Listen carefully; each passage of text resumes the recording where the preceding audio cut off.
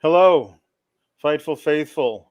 Welcome to another episode of Sour Graps, Great American Bash Edition. I'm so tired.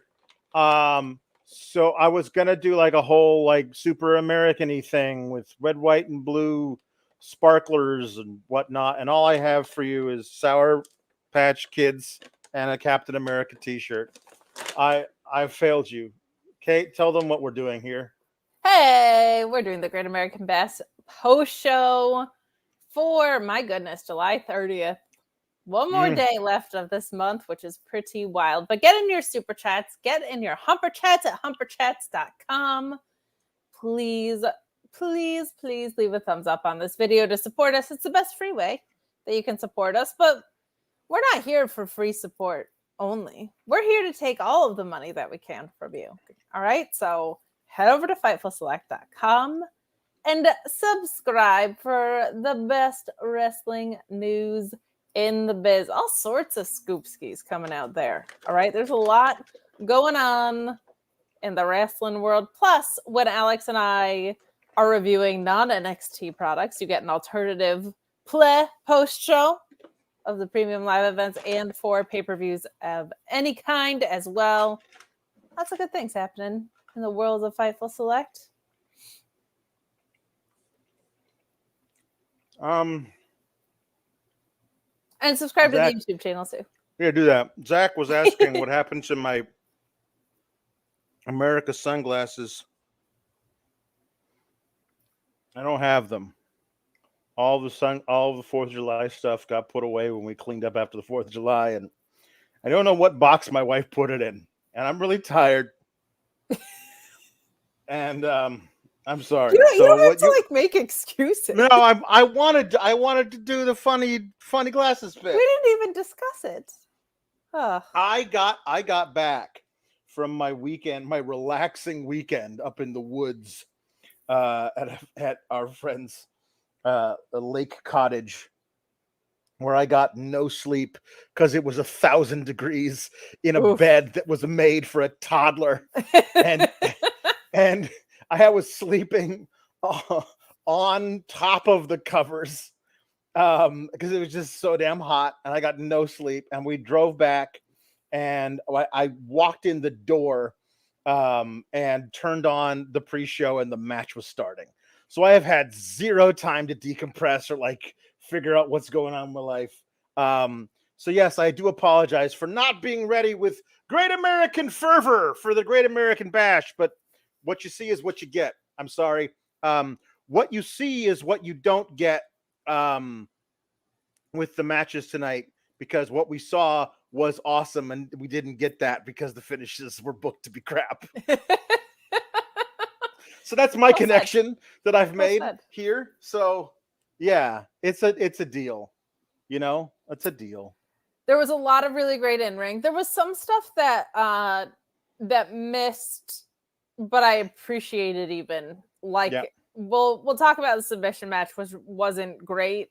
But what I kind of overall thoughts, the main event, my God. Like, just my goodness. Those guys were bumping and selling like pro wrestlers. My gosh. But with the women's matches, I felt like both of them were kind of designed to pull a different side out of all of them, which I thought was cool. And I felt like it succeeded on one side in the Weapons Wild match, the hardcore match, and maybe didn't succeed so much in the submission match because it just wasn't well executed. And we'll talk about that finish as well. But like, this is kind of on par for a lot of the NXT pay-per-views where the in-ring is great and the finishes are not so great. But overall, like, considering where the weekly product has been compared to what we got tonight, the in-ring I thought was really strong, and the finishes were mostly not good. And to be expected when you put like Carmelo Hayes and Ilja Dragunov in a match together. My God, yeah. It's to be expected that the in-ring will be amazing. It's also, unfortunately, at this point, to be expected that they'll figure out some way of just not having the better guy win the match. Yeah. You know? Or having him win in a dumb way. or her in his own way. But I mean, like, yes, perhaps in this match, yes, the better guy did win, but not because he was just the better guy. Sure. Because stuff happened. Yeah. You know, like, and that's just, they can't resist it. They can't resist it. There was, I will say, I'm happy that I got home in time to watch the pre-show. Yes. Because the pre-show 8-person tag was, it. in my opinion, the second best match of the entire night. Yeah, I thought it was fantastic, and I was glad to see that they put a match on the pre-show. Yes, like, they don't do that a lot, and it was a great match. Do that so awesome. more. Yeah, I'll tune in if you do that. Yes, I will. I don't need to hear.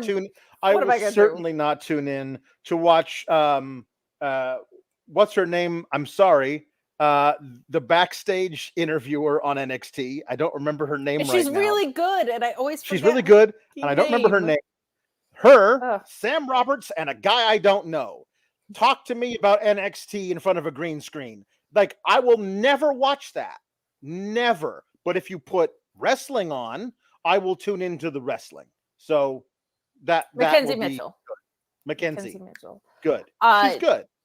She's really good. Yeah, I like her. She was good on pre-shows, but I think she's really good in her role. Actually, wait, hold on. No, sorry. Mackenzie Mitchell wasn't the host. That's the host. Mackenzie Mitchell, I know.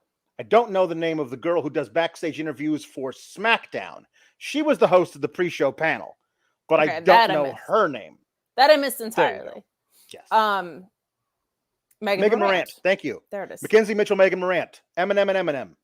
Eminem. If they ever become if they ever become a tag team, they need to be called Eminem and Eminem. Off to a great start, not remembering people's names. Yeah. But I will say, it's smart that they do it for people who are that right now. I feel like there's probably people that are tuning in for the pay-per-view that don't watch the weekly product like we do. We watch this stuff every week. So like, I don't really have an interest in the panel. But I have a major interest in anything Noam Dar's doing. And this was a really great match.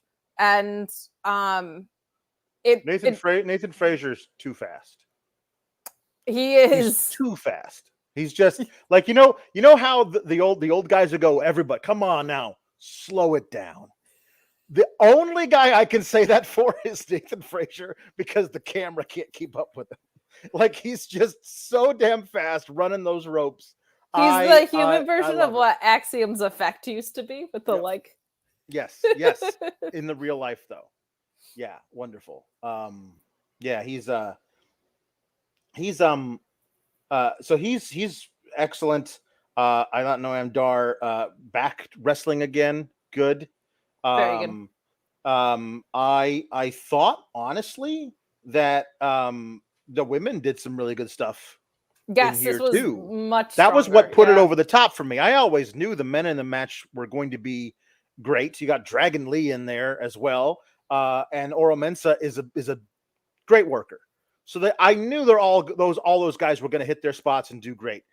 When you have the inexperienced women on the roster in there, and then it's like it becomes a thing of like, I hope I don't watch Noam Dar and Nathan Frazer work in a clinic, and then one of the women gets tagged in, so the other one across the thing gets to get in, and we watch them like dance for a little while. Yeah, because that happens sometimes, and this was not the case. They're like, I'm really interested to see if they can do some more stuff with Yulisa Leon and Valentina Feroz, so that they get enough work in as a team that they might be one of the ones that ends up getting maybe in a couple of months, Sonya and Chelsea come down and give them a title shot, because there aren't many tag teams left in NXT for the women, if at all.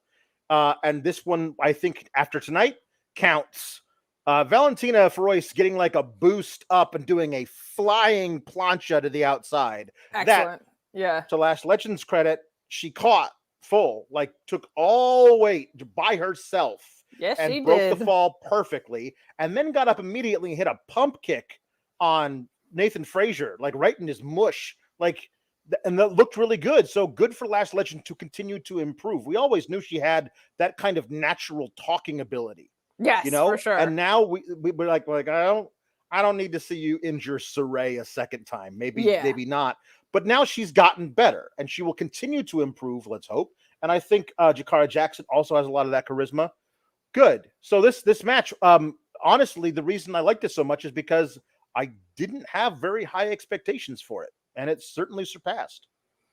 Yeah, we knew that Lash Legend had the Riz, as the kids say. I'm really so hip. So I knew what what that means. And I was very glad to see that too, because you do, and this is what effective stables, especially mixed stables, can do. Like if when things are well executed in this way, like it makes it such a cohesive unit, and it makes it really, really fun. And there's a ton of diversity within that, right? Like I feel like the metaphor, the strengths of everybody that's in it are so completely different. And that's really refreshing to see. Yeah. I wonder who maybe put this match together too, because I also just felt like everybody was used properly, and sometimes these matches can get very messy.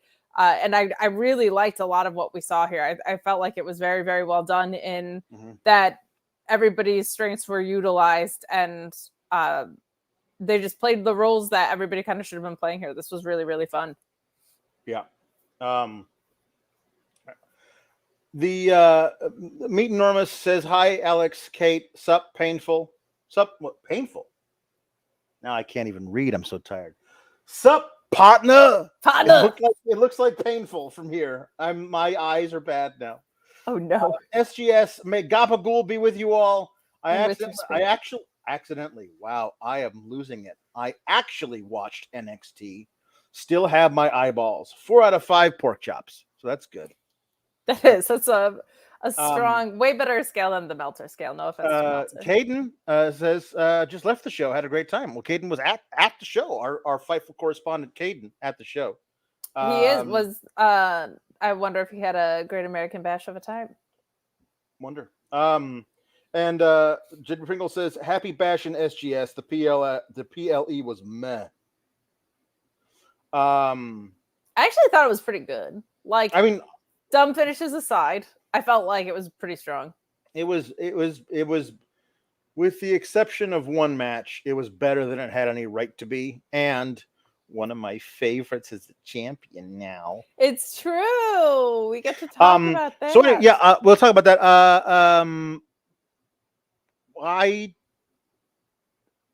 I apologize for not. Dragon Lee hit the Destino on Oro Mensa, right? To win the 8-person tag. Oh, the finish of the 8-person tag. Yeah, that was it. And they're setting up Dragon Lee to be important so that he can lose to Dominik. We'll get to that. I'll say this. I think this was definitely one of Dominik's better showings, but he played his role, and his role was to suck. That's kind of his role is to everyone has a good time watching 2 infinitely more talented wrestlers beat him up until he snakes the victory and makes the crowd mad. Right, but we've seen him be bad at his role, which makes it even worse. Yeah. And so tonight, I still don't like what his role is, but I can objectively say he was better at it tonight, and I still hate what happened in that match. Yep.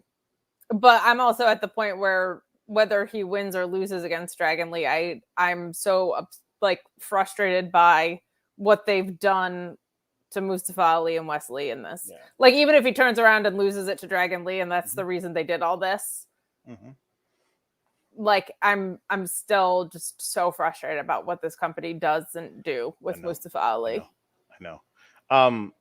We have our old friend Mark Losper back. He's not around as much anymore, and I can't say that I blame him. But dumb finishes aside, it was fine. Is the WWE motto. Miss you. Dumb finishes aside, it was fine. There you go. Yeah. There is the benefit of I don't have Alex's illness of that bad finishes will ruin an entire match for me. Yeah, I know. So I wish I didn't have my illness. I know it definitely dampens it. And in some cases, finishes are so bad it does. Yeah. But for me, like there's enough of in-ring story outside of that I can enjoy things more. Yes. Corey David saying that Nathan Frazer is Seth pre-injury. Like, I mean, I before Seth blew out his knee, doing a sunset bomb to Kane at a house show. Jesus.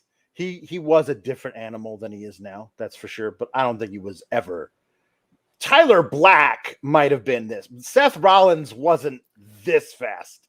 Like, I don't Nathan even Frazer know if Tyler crazy. Black was like, even in Tyler Black matches I've seen, like, and I even just like from a size perspective, I feel like, and just a moveset perspective, I don't know if he ever was, but he an understandable comparison. I wouldn't say it's off base. I just tonight we saw from Nathan Frazer. Plus, I don't think Bob is Seth Rollins' uncle, so there's just like a whole yeah, I get you. That's true. I don't think that it is. No. Well, good things happen sometimes. They do in WWE. It's rare enough that it's newsworthy. But my boy Tony D, who, as you pointed out, I am in love with, is now a champion in NXT. The first they're of many break up in 2 championships. months, but tonight of course, was a good day. No, like I was this close to thinking that Tony D was going to take the gold, turn around, and punch Stacks in the mouth, and then reveal he's got a couple of new like offensive tackles from Notre Dame who don't know how to wrestle, who like walk out and they're his guys, you know, like, but I'm very happy they didn't do that because I think that Stacks has really improved. However, this does not mean that it is not a prerogative for you, should be, to get them more guys so he's not the dawn of a single dude, because it's still weird that the mob consists of 2 guys. He's also just so not Italian mob. I honestly, he's so not Italian mob dude at all. No, distracting. I was watching this going, well, it would be so WWE to do this incredibly long story. This shit started in April of Tony D being arrested by 2 of the worst actors in the history of the world. Do and we taken even know to that? prison. I don't think we saw their faces. Do we? I don't know. They could have been plants. He was arrested and taken to prison where he was awaiting trial for crimes. Like, I don't even know exactly what he was charged with. For crime. I mean, it's just crimes, just general criminal activity. And then there was this whole thing of like, it was Gallus was obviously the one who set him up, but is it possible we were thinking maybe that Stacks helped set him up and he's been working with Gallus, but then there was like the swerve of that actually Stacks set up Gallus to think that he set up Dominik, that he set up Tony D and all this stuff. And that has gone on since April, all the way until now. So like 3 months.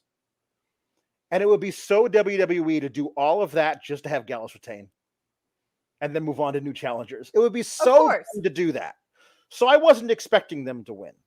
Now, until I saw said crimes were them trying to murder Pretty Deadly.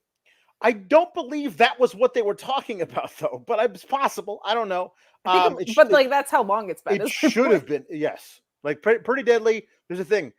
Here's how we know you can't charge him with the murder of Pretty Deadly, because they've been on SmackDown, and if there's no body, and indeed if the body is not actually a body but is alive, you can't charge a guy with murder. You know that? It's in law books. I've heard. Does turn out that way. Here's the deal. When I knew, though, that there was a very attempted murder. Very good chance that that Gallus was going to lose, was that incredibly elaborate opening package for them as they walked to the ring. I was like, they usually do that for champions on the last night of their championship reign. Yeah. So I was like, it's possible. So I loved watching this match, not really knowing what was going to happen, but certainly rooting for my boy Tony D the whole time. And I love the return of the crowbar and using it righteously on a guy we don't like, as opposed to using it for nefarious reasons on a guy we do like, but it's really the same thing. And I love that it all depends on if we're cheering for a guy or booing him, whether or not we like it. But we liked it this time. And then them hitting the bada bing, bada boom. I believe that's I'm a coffee brother. Yeah, that's your Joe Coffee. I'm Joe Coffee right now. You're Joe Coffee. That's actually kind of eerie. That's very, very uncanny. That's good. I feel like it was a good. First of all, I really liked the match. What I kind of like about them winning is it stabilizes the story a little bit as well. Like there has been a lot of like, well, this happened and then this swerve happened and this, and then he's out of jail. And then them winning, it kind of is like a nice little, okay, they're champions, what's next? Probably headed toward them breaking up because it is NXT and that's the way things go. However, I feel like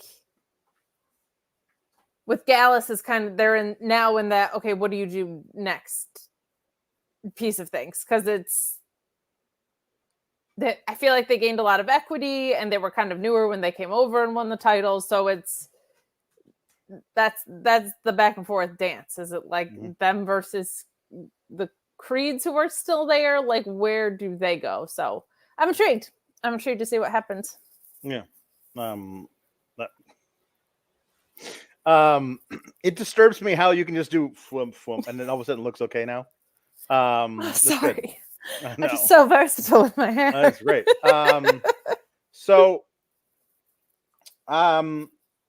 They hit the I believe it's called the bada bing, bada boom.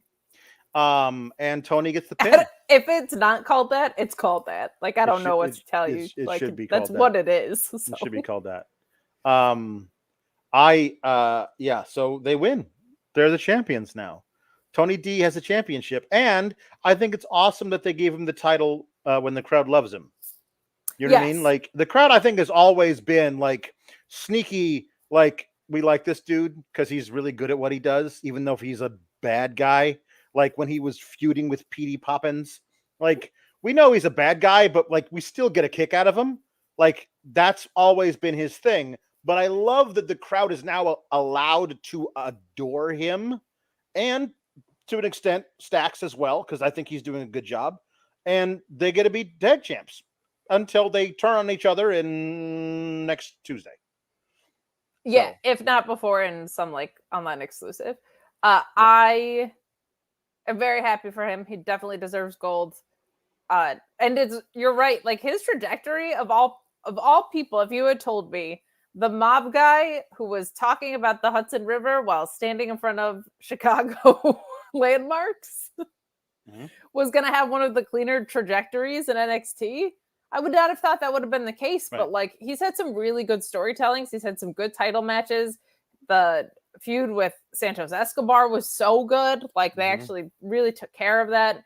This storyline got a little too twisty turny at some points, but he did a great job with it, and it didn't go so far off course. Like he's been kind of one of the better built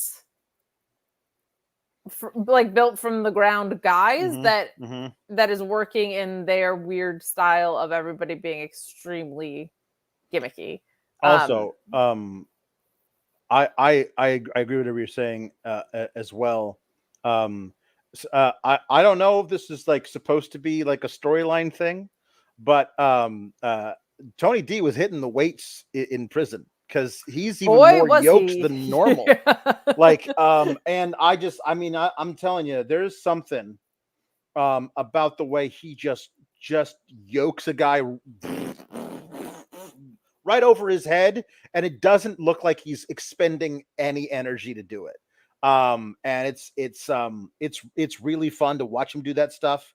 and now for him to do he's gonna be regardless of where he runs.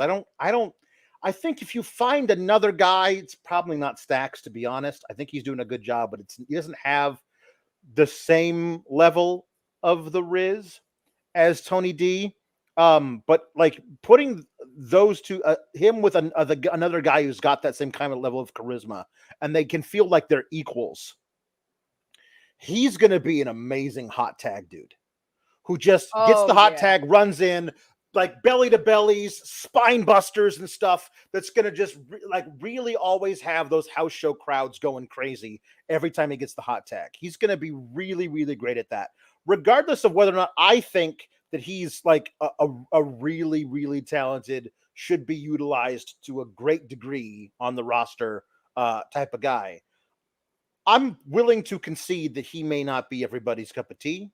Sure. But I do believe that he absolutely has a spot as a top tag guy because of that particular part of it. Because not everybody has those great everything that you need to be a great hot tag guy, but he's excellent.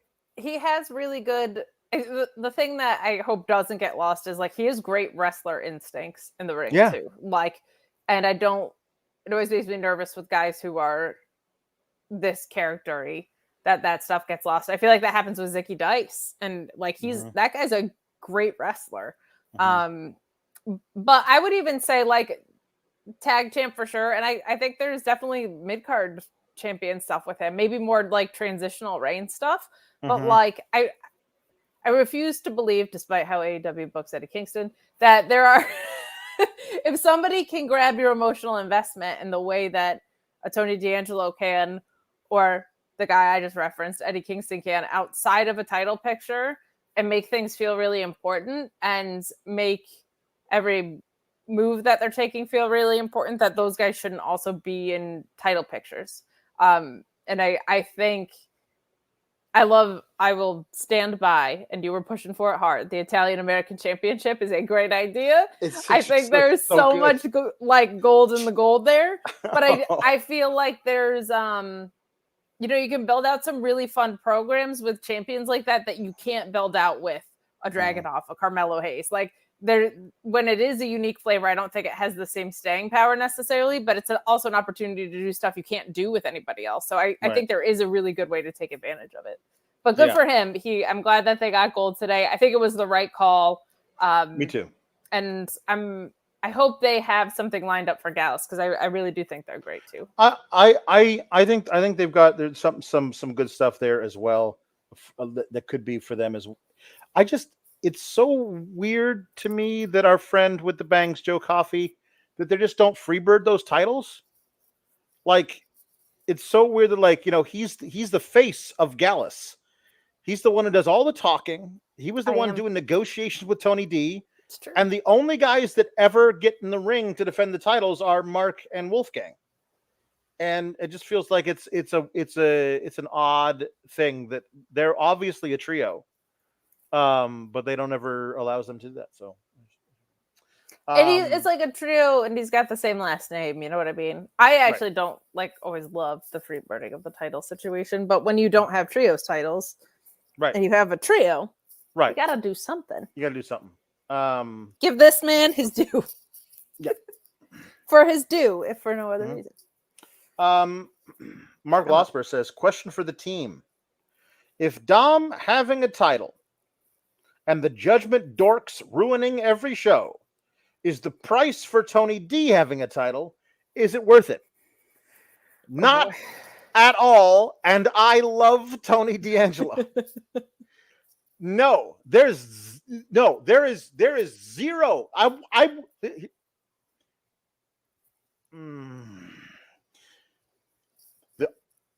trying to find where's the line of folks, the guys guys I love and certain titles.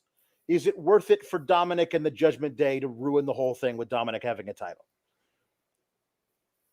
I think my line is Mustafa Ali, NXT champion, and that's it. That's the only thing I would trade and allow Dominik to be doing what he's doing in NXT. Like, that's it. Not even Mustafa Ali being North American champion. He's got to be like the top guy. I don't know how to offset it because I'm just actually very checked out.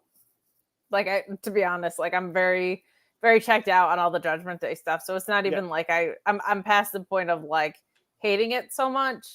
Yeah. Today I was more frustrated by the fact that like Dom sucks, talk about it every week. Like some people like it. I ain't one of those people.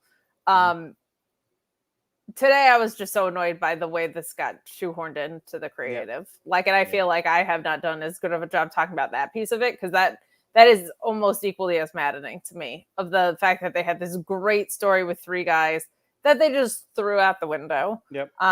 And they had an opportunity to revisit it tonight and they chose not to. And so today I'm less mad about Dominik Mysterio and so much more frustrated about the underutilization of people that are really great. Because you can actually have both. I don't think there's any world where you could convince me that Dominik's a championship caliber wrestler. But you could have him have a championship and also be doing good things with other people, and they continue to not do good things with other people. So it's frustrating.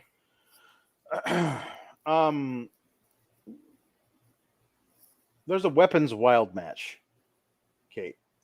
Roxanne Perez comes down. She's wearing little jean cutoffs because it's a hardcore match. It's a hardcore match. And her baby sister's in the front row, and she's adorable. And she's gonna have to do a lot of acting. It's just to various degrees. The mom's there too, and Blair Davenport comes out of the crowd and gains no advantage. And I was like, all right, well, now you got to work. Now you got to work to make this better, because she comes out of the crowd, doesn't get an entrance herself. She comes out of the crowd, hits Roxanne. Roxanne turns and hits her back, and they just brawl. Like, there was no, like, I came out of the crowd with a wrench or something. It's a Weapons Wild match. Smash a bottle over her head. Do something. It's a Weapons Wild match. I know the rest of the match is going to be based around chairs and trash cans, which is just in every kind of hardcore match. You should come out of the crowd with a friggin' machete. Like, I don't know what you're like. It's a Weapons Wild match. I'm not saying you got to draw blood with it. Come out of the crowd with something imaginative. Don't come out of the crowd with a forearm shiver. That's not even actually a weapon. Like, you're not doing anything. Rare moment of disagreement. Blair Davenport should not have emerged from the crowd with a machete.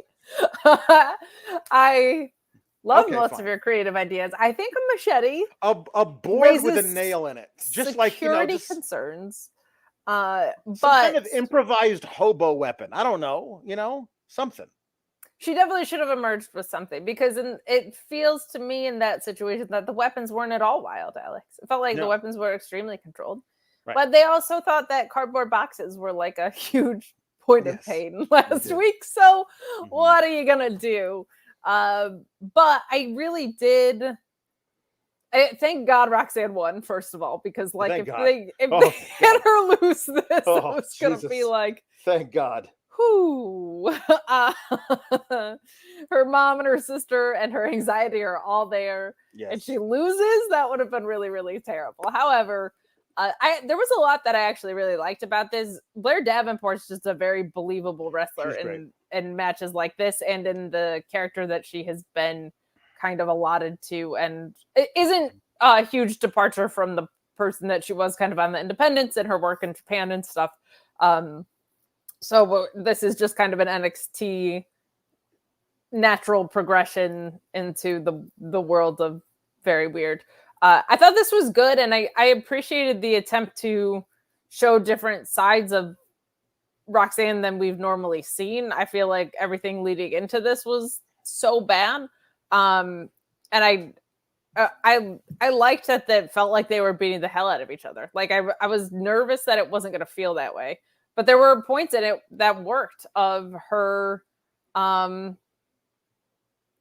She's always been the plucky underdog. And so if someone getting beaten the hell out of, like, you have to have her get her shit kicked in because you have to then pay that off on the upswing, right? So the downfall of it has been so dumb, and coming out of a title loss, not even a title loss, a title revocation for no reason, because she ended up being in the match anyway, that she then, I guess, lost it proper. It's just been such a bad, weird trajectory that I feel like, okay, at least what we got to tonight made sense, and at least she went over. I think Blair Davenport's a really good dance partner for someone like that, because she has the menacing bully thing, which I think is usually 10 times more effective than the like bullying thing. And since so much of Roxanne's stuff has felt like an after school special, somebody who's actually good at feeling like a real world bully who is more vicious than performative anger. I felt like it kind of clicked in. I liked a lot of what we got here. Oh, this is great. A little question here from MD Cyclo. What happened to Tatum? Why did she not get involved? The only time we've ever seen Tatum Paxley help Blair Davenport was out of the friggin' blue, where she sacrificed herself in a battle royal to attack Roxanne Perez on the outside, and they just said that Blair and her were not in cahoots. That was just something Tatum Paxley did just for shits and gigs. Like, that's it. They just at Roxanne. There was an awesome opportunity to have her be Blair Davenport's accomplice through the whole thing, like a Scream deal, where some of the attacks that happened in the parking lot were carried out by Blair Davenport, but some of them were carried out by Tatum Paxley, which made it harder to identify the real assailant. There was a really great opportunity to do that, which also would have fit perfectly with why she turned on Ivy Nile out of the blue, because she had been evil for months and hiding it pretty well. Did they do any of that? No. Have we seen Tatum Paxley do anything but lose since she did that ridiculous thing where she sacrificed herself in a battle royal? No. Yes, we've seen her put on black lipstick. Right. And black gear. Forgot. Yep. That's true. That's true. I liked a lot of this.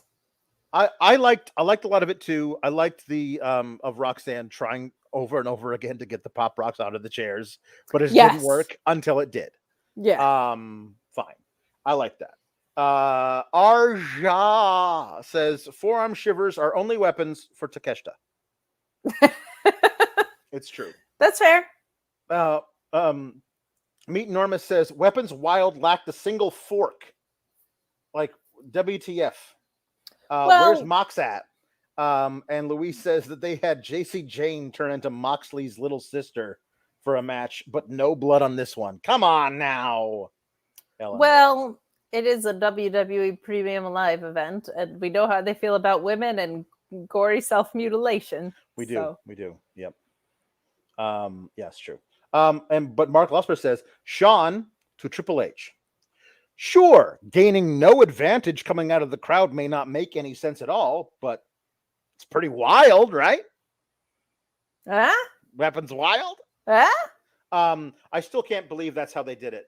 Like, they had her come out of the crowd, and then they just started the match. There was like, she didn't actually like come out of the crowd with a weapon. Like somebody was saying in the chat, brass knuckles would have been perfect, because then she would have been they would have been confiscated when she was walking through. Security wouldn't have grabbed them from her. So arguably, one shot to the back of Roxanne's head, and then she has to like try and like, she's Daisy woozy from the she's trying to gain her focus back through the whole thing. She can play the underdog against the mean Davenport, who could probably have pinned her right away, but wants to cause more pain. Like, that's a really great opportunity for them to tell a story. Instead, they just did basically your standard hardcore match with Roxanne as the underdog, but not really. Brass knucks, arguably a better weapon of choice than a machete. I will say that. Mm-hmm. I would have also loved if they did that and William Regal was just in the crowd. Mm-hmm. It's a nice little connection there. But yeah, there were a lot more opportunities to do kind of like a Blair Davenport playing with her prey kind of thing, which I feel like is always effective with these. But I'll take it. Of all the things that NXT gives us, I will take this one. Yep, agreed. Wags says, full disclosure, I know nothing about NXT, just dropping in to say Kate and Alex are my faves. Well, thank you. Thank you. You're our faves. And so also Luis is asking what are puns? Did we already do America puns for 4th of July? We probably did that. Puns for 4th of July. What should we do instead? I feel like puns? No, because I feel like it should be something for the fact that Tony D's champion puns. Oh, I don't know if we should set the SGS loose with Italian puns. Well, no. But it's possible. I don't know. Yeah, that's gonna go places we don't need it to go. I feel like. Yeah, I feel like mob puns though. We could do mobster puns. Yes. Like mobster movie puns and tropes. Let's do that. Yeah. Mob and mafia movie puns, something like that. There you go. Good. Done. Yeah. Matthew Plus is here. Oh, great. Kate fixing her bangs is like putting lipstick on a pig. That's not nice. Nor and then is he says true. the only gory self-mutilation I see is Kate's bangs. Well, didn't he say Kate's BA by accident? He did, but he did by accident. But I don't know why I'm extending any kind of grace to him. Yeah, I don't know why either. But my Bachelor of Arts degree is perfectly fine. Yeah, idiot. I mean, learn to type, moron. Anything is possible.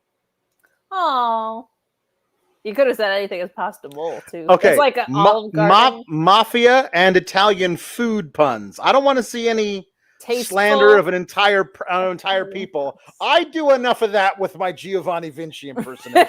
Okay, that's the quota, and we're not going to go any further than that. I think it sounds very authentic. I don't know what you're talking about. All right, good. So good for Roxanne Perez. She came out this week, was talking about how it's very important to her that the anxiety storyline, which is real. She suffers from anxiety, and that she wants it to be uplifting to little girls who also suffer from that thing. And I'm like, it will only be that if they book you to win matches, Roxanne. Since you have been revealed to have anxiety, you're not doing great. You know what I mean? Like, that's the problem. It hasn't been great for you since you revealed you have anxiety. Yeah, they've been booking you to lose most of your matches. So it's not great. Yeah, that's good.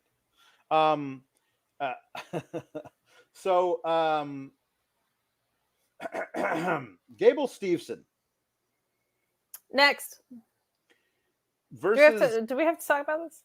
Versus Corbeard the Pirate. Why was his Titantron exploding clipper ship? Why isn't yours? I mean, if I had one, it would be, but I would be a pirate themed wrestler. Why don't you have a Titantron?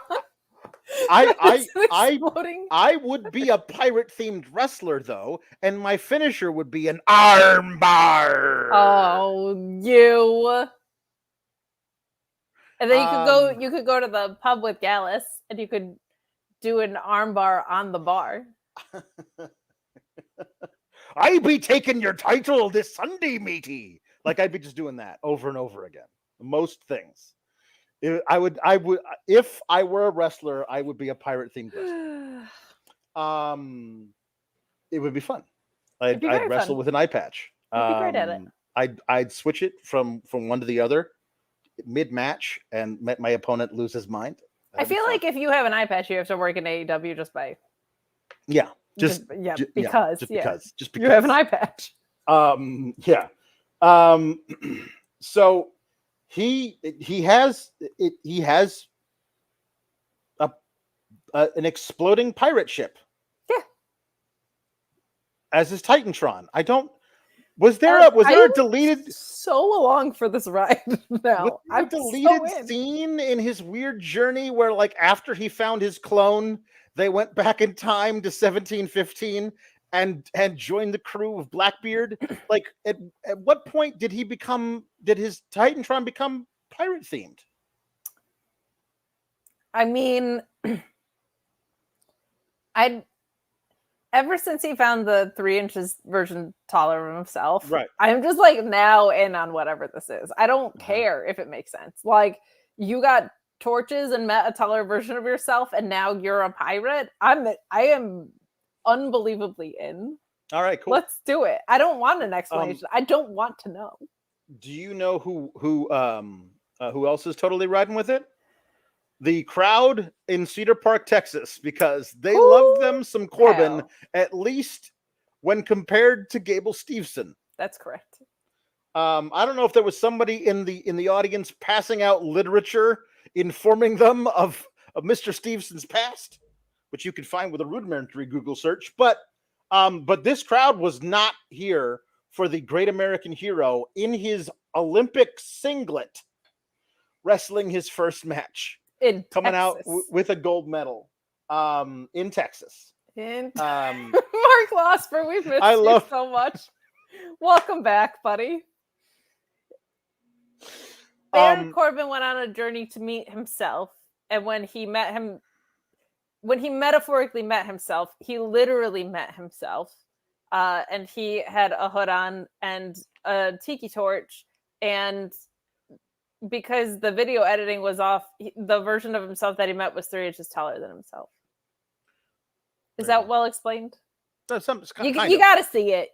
You gotta see it. I mean, I don't recommend it, but you gotta, it's just that's the way it is.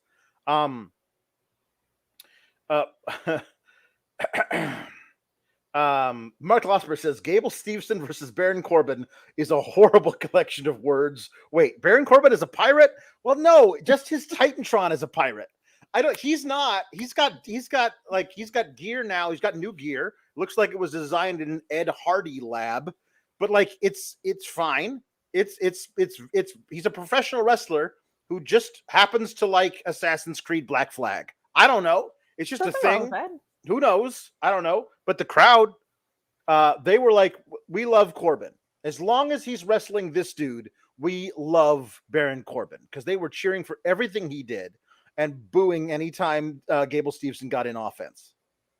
I thought they were chanting this, not this Gable, which is amazing. Not this Gable.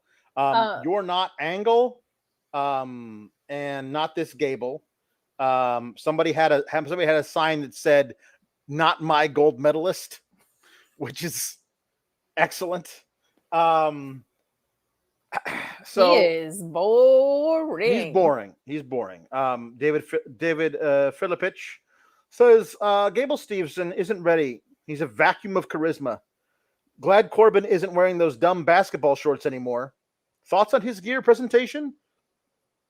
I'm totally fine with the gear. The gear looks fine. I don't see how it relates to a mid 1700s ship exploding on his Titantron. That's all. I'm here for it. Okay. I'm just saying. Okay. I don't think you need a reason to have an exploding pirate ship on your Titantron other than that they look cool. Yeah. Okay. I'm in. Burn the ship. He talks about it in his ATB. Is that the Corey Graves podcast that I will never listen to? Okay. Well, I have not listened to it. I do not know anything about burning the ships. Do not involve homework with your new Titantron. If you want anybody to understand why you appear to be a pirate in your Titantron, but you're not actually a pirate. Like, this one is just like on you for not being on board with an exploding pirate ship. Like, I don't want you to say I'm not on board with it. I'm just still confused by it. I can. Okay, it makes no sense. Great, good. Like, that's fine. That's fine. Yeah, but just let it happen. David Philly also wants, which is the Metaphors match wasn't on the kickoff show. They're my new favorite faction in NXT. They're great. They're great, and I hope they get more and more TV time. They're fantastic. Feeling Dreepy says, outside of the fact that nobody likes Steveson because of his history, I think WWE forgot that the recent Kurt Angle was a heel for most of his career. Is because nobody likes the douchey guy whose whole personality is talking about having won gold medals. And then Luis chimes in and says, it's kind of why peeps did not like Jason Jordan as a singles wrestler at the start too, unfortunately. There's, I don't know, man. I feel like the braggadocious jock is the guy who beats up most wrestling fans when they're in middle school. Yes. I'm just saying. So that guy isn't related to as an All-American hero by your fans. They have PTSD of being stuffed in a locker back when they could fit in a locker. I mean, I'm speaking for myself, but like that's I'm just saying, possibly. I just also feel like pro wrestling scripted. So like the fact that you can suplex somebody isn't like everybody there can suplex somebody. Like, and a lot of them can do it really well. Yeah. So like that can't be your entire character. I think it's a combination of the character is really boring, and I think people genuinely appreciate a lot of what Baron Corbin has done and is continuing to do. Yeah. And then the ending was really, really stupid. Well, no, the ending was dumb. It was mostly Baron Corbin beating up the kid in his first match. He took some good bumps. He doesn't have what it takes to like carry the story of the match because it's just he's just there. You can tell he's an athlete, but he's just there. And then there wasn't a lot that he did. Like there was no a comeback spot where he hit 4 suplexes in a row or something. that never happened. The match just ended. There was a double count out, and then there was a brawl, and then some security guys ran in, and then Steveson suplexed the security guys, and then he suplexed Corbin through a barricade. So this feud will continue mercilessly for as long as it goes. Didn't he debut last WrestleMania?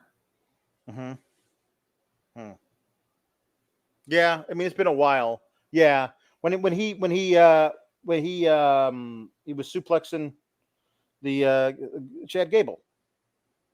Yeah, that's what happened. Yeah, I feel like you should have figured out something about wrestling by now. Yes, especially when you already had the in-ring ability. Like it just, I don't know. Yeah, I really liked what Baron Corbin's done since he came back, and you added an exploding pirate ship to it. I should be like in, right? But this was just snooze. Yep. The crowd turning was hilarious. I don't. Who sent this in? Luis, we've deleted the person who sent in this thing. It says Dominik, no mere mortal can rival my go away heat. Gable Steveson, hold my beer. People did not like him in that particular venue. I don't know if that'll extend to regular NXT on the regular TV, but people in Texas were not here for it. I don't know what they think I'm supposed to like about him. Robert Lyle sent in that thing about Gable Steveson, hold my beer. Sorry. It was good. You were on the nose about it. I don't know what they. I don't know what like they haven't presented anything that. There's a lot of things that they present to me that I'm supposed to like and don't like. I don't feel like they've done a good job of presenting me what they think I'm going to like about him. If that makes sense. Like they haven't even given me their reasons to let me decide. It's true. He was drafted to Raw 2 years ago. In 2021? I don't know, man. Maybe go back to the Olympics. He was drafted to Raw 2021. Stephanie announced it, I remember. That I feel like Stephanie had that crazy, giant, weird, like baring her teeth and not actually smiling smile. And she was like, but she that's better. But you gotta squint up the eyes so it looks like you're about to like devour your prey. But she said that. Yeah. She's like, "Ta-ra, Gable Steveson," and everyone's like, "Has that guy had a match yet?" And yeah, so no. It is funny because if Gable Steveson was not Gable Steveson, Corbin would be the perfect guy to work with him and be the heel to get that guy over. But Gable Steveson is Gable Steveson, and that's a problem. Yeah, does not work. Yep. Yeah, it was the Bepjr. BEPJR. I'm looking. Yes, that is what it says. I don't know how to. The Bepjr. Says Bep Senior. Yes. The Bep Jr. There you go. The Bep Jr. There you go. It was nice seeing Cora and Gigi video packages. Not if you have the lowest tier of Peacock, you didn't. That's this guy. Just pinching pennies anywhere he can, except for when I decide to buy 7 pounds of Sour Patch Kids. I haven't been like, wow, they've done such a great job of transitioning the WWE Network to Peacock. I need to spend the next tier up. Yeah. Cora and Gigi. I'm glad they're getting video packages. Do something good. The Gigi and Kiana James thing so far is just a lot of paint, and it's not much else. So, and the Cora Jade and Dana Brooke thing ain't going so well. So we'll figure it out. Mark Losper says, okay, next hypothetical. I have a feeling this is going to continue for a while. Gable Steveson joins the Judgment Day, removing Finn as leader. In exchange for, Kate, Eddie Kingston winning the G1. Oh.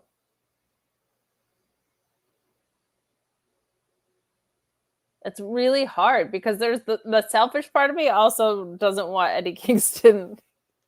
I don't want him to lose to Sonata. And I don't want him to not be on AEW programming anymore.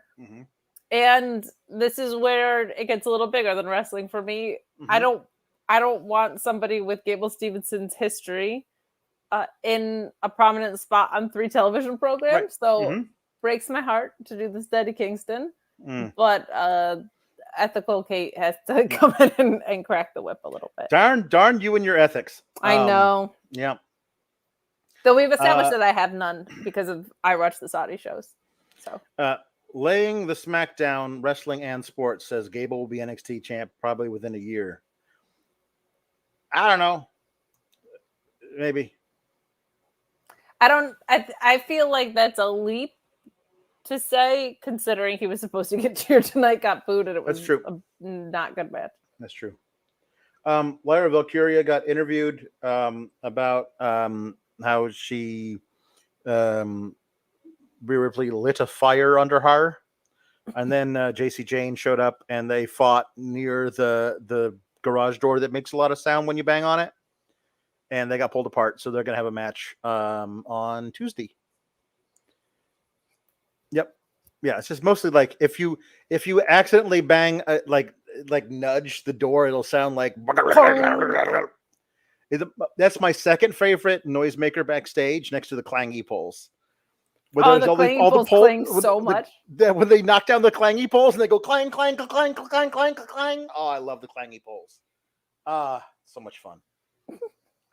I feel like you could play them as an instrument. You probably could. You know what else is happening on Tuesday? Dijak versus Eddie Thorpe. Yeah. You know what else is happening on Tuesday? The Schism is going to interrogate all of their followers because everyone in the group thinks that it's Brutus and Julius, which it obviously is, except for the Rock's daughter.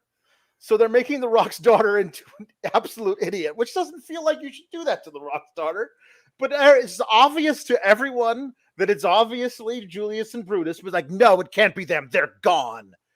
But we will interrogate all of our followers, and they will take off their masks, and they will have to prove to us who they really are.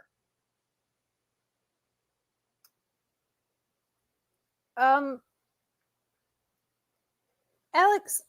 Yeah. You and I have never actually been in the same room together, which is never. A travesty on many levels. But like, if I saw you and you just had a yellow mask on from Party City, and even we're just wearing all black, I would be like, right. Oh, hey, Alex. Yeah. I feel like if you were in a multi-month-long feud wrestling people. Yep. And you... what? Why do you have to interrogate them? Why can't you just be like, hey, take off your mask, I don't idiot? know. Why is there an interrogation? I mean, like, but this seems like something they're going to do in the ring live in front of an actual audience. And they're going to have like 5 people in a row. And the last 2 in the row are going to obviously be Brutus and Julius wearing masks. But they're going to go through the whole process of like interviewing the 3 before. And they're like take off their masks, and it's just a random PC kid. And then it's going to be like the last 2, like, hey, I don't recognize you. When did you join up? And then they're going to take off their masks. It's going to be the Creeds, and they're going to beat up GYV. And it'll prove that there was no such thing as a loser leaves town match. And it's just dumb.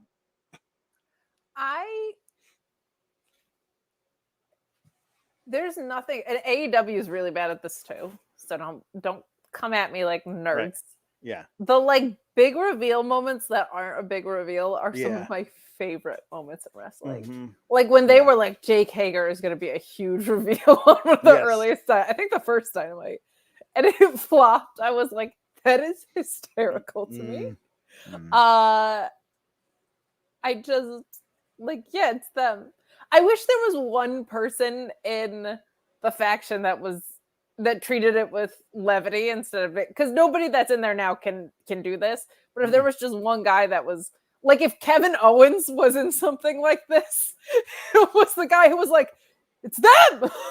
Like, it would be so good. Yep.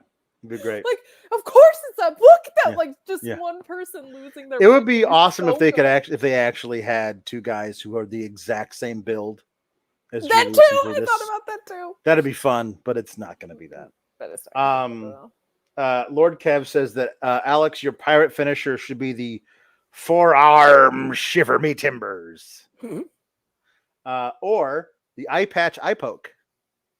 Oh. I like that. I'm very in favor of the eye poke finisher. Love y'all. We love you too, Lord Kev. I love a good eye poke too. Okay, here's something I don't love. Ruining what could have been an amazing Mustafa Ali and Wesley feud for Dominik. I don't know when this was the plan, but it can't have been for always. They credit to like Vic Joseph for people who haven't been paying attention weekly to bring them up to speed on the whole Mustafa. Why is Mustafa Ali here? I haven't been watching this thing. He showed up right after losing to Gunther at Sands of Time, a Night of Champions, and he was so close to being the Intercontinental Champion, and he needed to find gold at some point. So he just showed up. And you could tell he was targeting North American Champion. He's been hovering around that for a while, and he finally got his one-on-one match for the title. And then Dominik cut in line and became champion before he could get his one-on-one title match. So he's very upset about that. So good for them for like explaining that, but you can absolutely tell if you did watch every episode, they were planning one thing. And then they were like, what if Dominik instead, though? And then they just did that. And they're trying to like figure out a way of like doing something like what they were going to do, but have Dominik be involved. And it kind of, because Dominik ruins everything, but it very, very much ruined all of whatever they were planning on doing. And it's unfortunate because it could have been good. It ended Wesley's title reign. It ended the momentum that Mustafa Ali came down with. The crowd's not behind it in the same way at all anymore. Mm-hmm. Tyler Bates not on my screen anymore.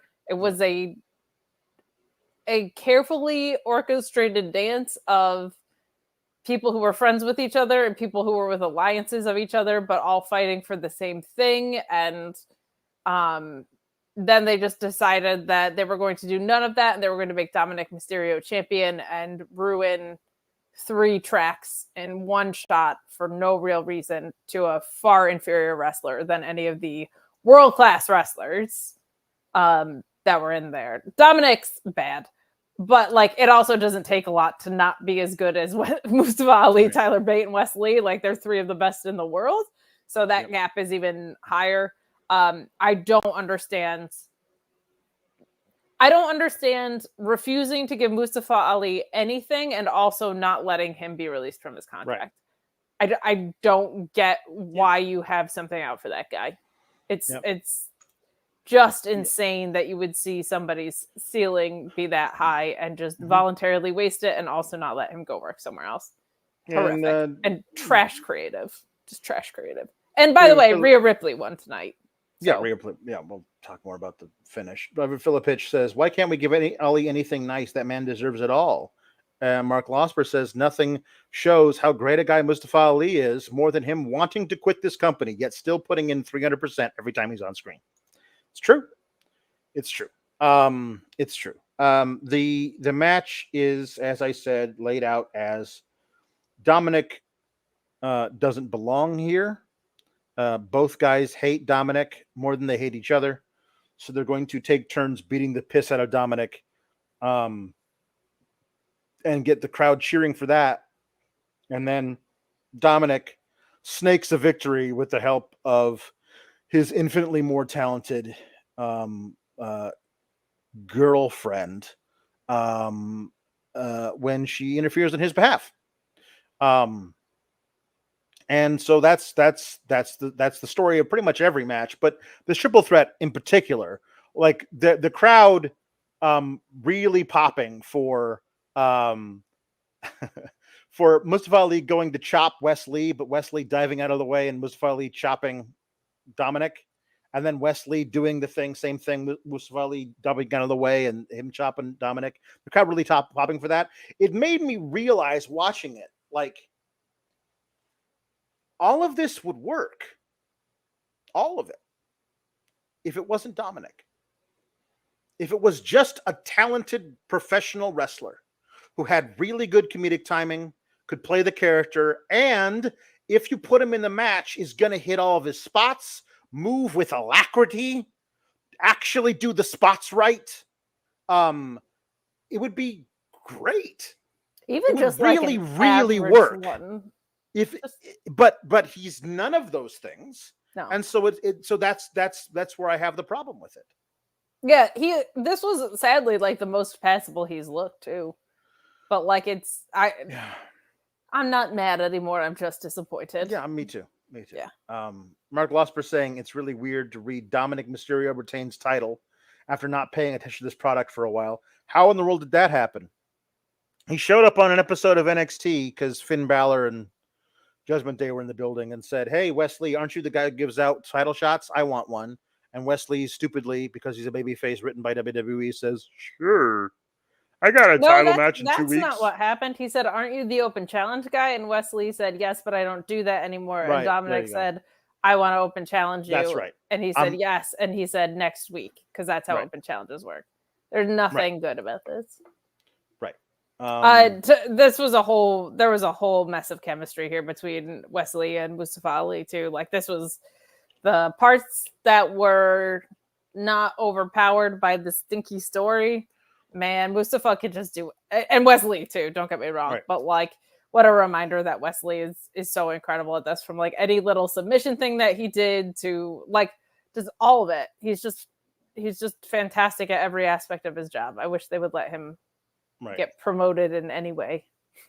Near the end of the match, the final beats include Mustafa Ali going for a 450 to both guys laying across the apron, and then they both move, and he lands the 450 on the apron on his knees and shoulder somehow both. And I was like, just please don't be hurt. Yeah. Like, I don't want that for you. You shouldn't have to take time because you love doing this. The only thing that explains doing it 300% every time he does it, even though he works for a company that he hates, is because he loves it so much he can't give less than 300%. His body won't let him. So then I just didn't want him to get hurt. So he's out for a while. But Wes and Dom do some stuff. Rhea gets involved again and again and again. And finally, Wesley is laid out because he got hit with the title, I think. I don't remember. That's what happened. He got hit with the title. He got laid out. Title, yeah. But Dominik is up on the top rope, and Mustafa Ali runs in from out of nowhere, hits a drop kick on Dominik. So he falls back over the turnbuckle with his leg caught in it. And then Mustafa Ali goes up, hits the 450 on Wesley. Rhea Ripley pulls him out of the ring. Dominik straight rights himself, gets up on the thing, hits his terrible frog splash that goes, and he pins Wesley to retain his title. It was a better frog splash tonight, admittedly. Like it was. Yes, fine. It's compared to the rock falling through gravity ones that we normally get. It was much better. Yes. So Mustafa Ali did not figure in the decision. So I guess that's something. Ryan Sakini says Ali and Wesley move on to Carmelo. North American chapter done. I don't think that's. I wish. I don't think that's something they're going to do.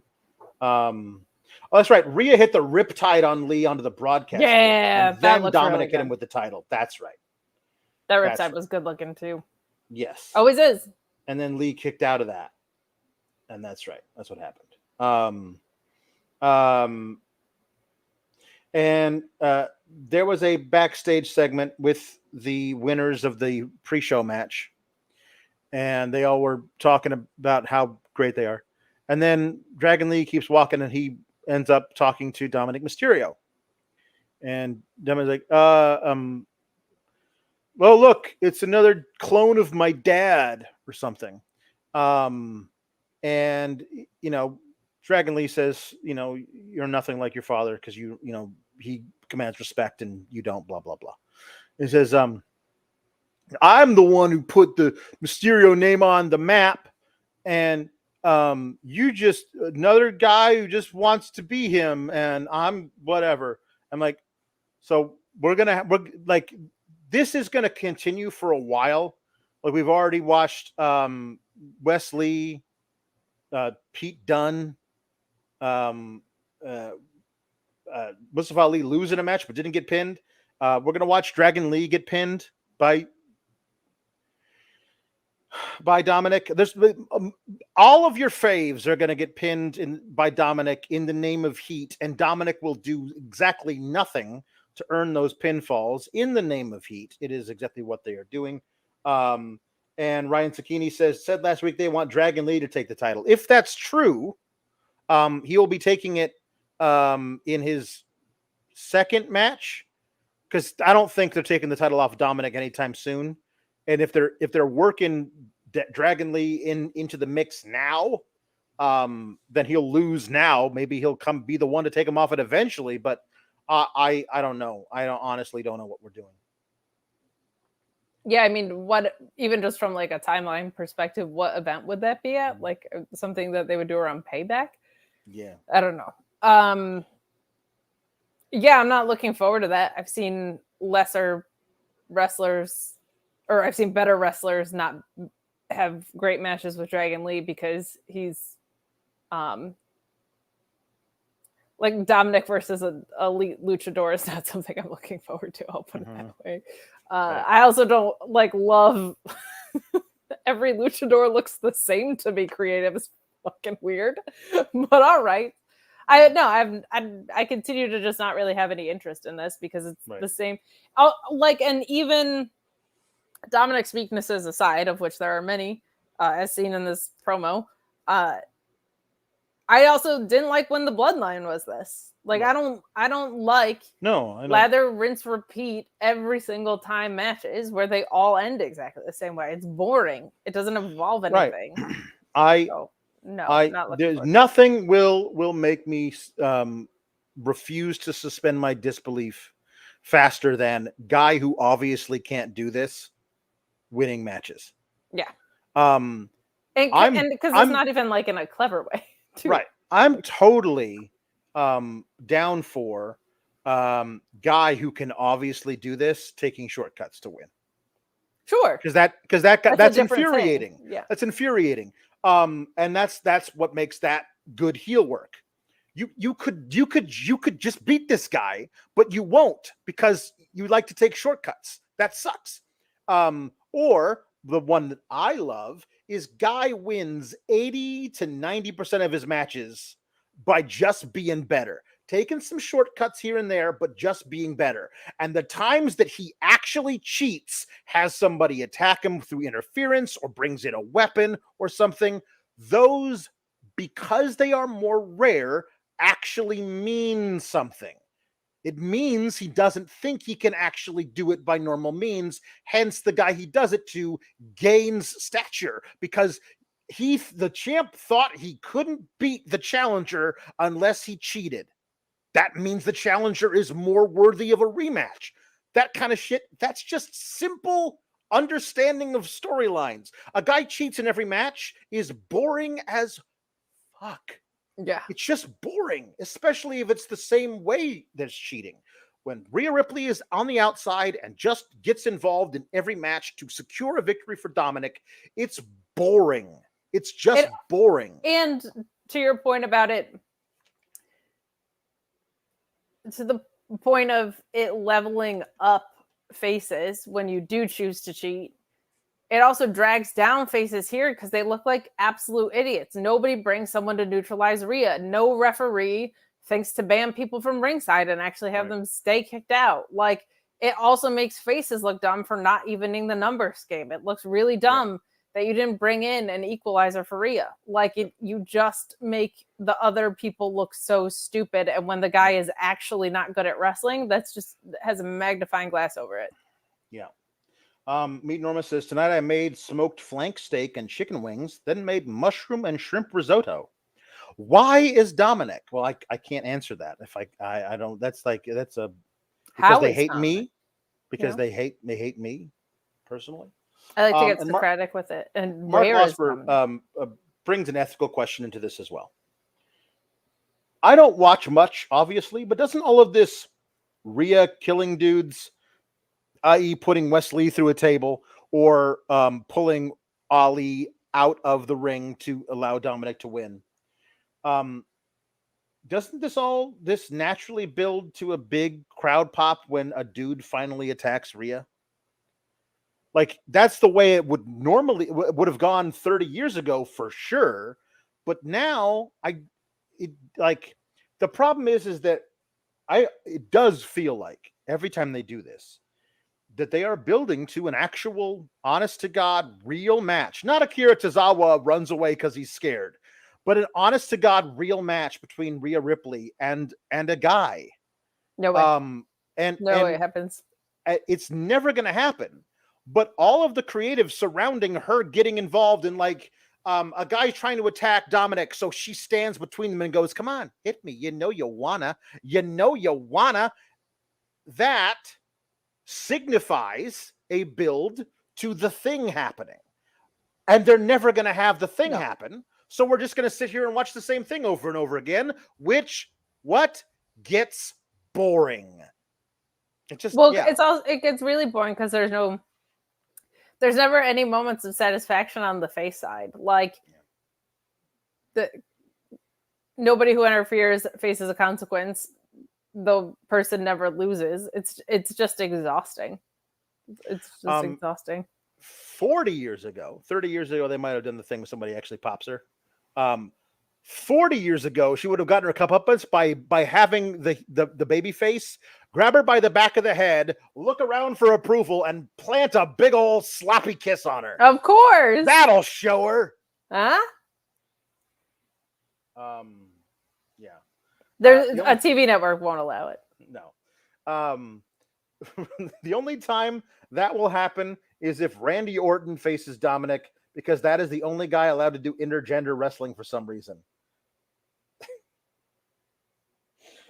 Randy hitting an RKO on Rhea Ripley would get one of the largest pops in the history of wrestling, and they're never going to do it. But I'm sure it would get a ridiculous pop from any crowd. I just actually can't see, assuming he comes back to RK Bro and the Drew booking I have in my head is true. I can't imagine them crossing paths, but that would be it. Yeah.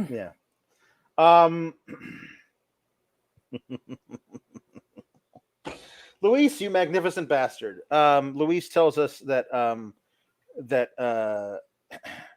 Tiffany Stratton defeated Thea Hale, not with a lion tamer, but a lion toodles.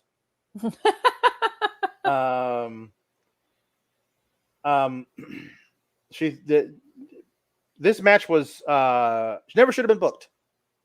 I'll stand by it. I said at the time, it's a bad idea to do a match like this. And I honestly don't know the answer to this, but in my head, it didn't make sense to me. Is a submission match inherently no disqualification?